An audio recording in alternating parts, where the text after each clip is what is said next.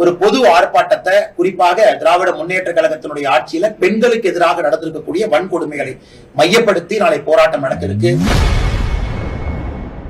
திமுக ஆட்சியில் பெண்களுக்கு பாதுகாப்பு இல்லாததை கண்டித்து பாஜக முன்னாள் மாநில தலைவர் அண்ணாமலை நாளை ஆர்ப்பாட்டம் நடத்த உள்ளதாக அறிவித்துள்ளார். என்னுடைய கட்சி அலுவலகங்களுக்கு சென்று அந்த தலைவர்களை வாழ்த்துவிட்டு எங்களுடைய நிர்வாகிகளை அழைத்து சென்று முழுமையாக தேர்தல் பணியில் ஈடுபடுத்த வேண்டியது எங்களுடைய பொறுப்பு, எங்களுடைய கடமை. இன்னைக்கு கரூர்ல செஞ்சிருக்கோம்.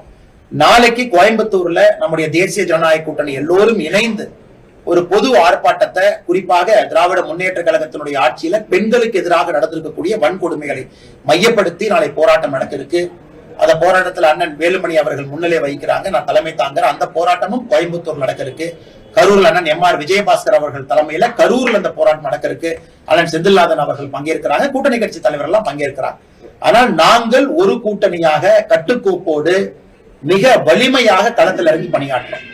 3 முறை பாரத பிரதமர் அவர்கள் தலைமையில தேசிய ஜனநாயக கூட்டணி மீட்டிங் போட்டுருக்கோம். பிஜேபி மீட்டிங் போடலீங்கன்னா தேசிய ஜனநாயக கூட்டணி முதலமைச்சர் வேட்பாளர் அண்ணன் எடப்பாடி பழனிசாமி அவர்களை முன்னிலைப்படுத்தி இந்த கூட்டம் நடந்திருக்கு. ஆனா திமுகவை பாருங்க, அவர்களுக்குள்ள இன்னும் ஒரு ஒருங்கிணைப்பு கிடையாது. அவங்க ஜாயிண்ட் மீட்டிங் கூட போடல. அதனால நாங்க வலிமையா இருக்கோம். 20 பேர் கட்சி வந்திருக்கு, 15 கட்சி வந்திருக்கு, 17 கட்சி வந்திருக்குன்னு இன்னைக்கு அறிவாலயம் பக்கம் யாராச்சும் போஸ்ட்மேன் போனா கூட நினைச்சு அவங்களுக்கு ஒரு சீட்டு கொடுக்குறாங்க. அதை கேட்டா கூட்டணி எண்ணிக்கை கூட்டணி பெருசுங்கிறாங்க. எங்களுக்கு அப்படி இல்லை.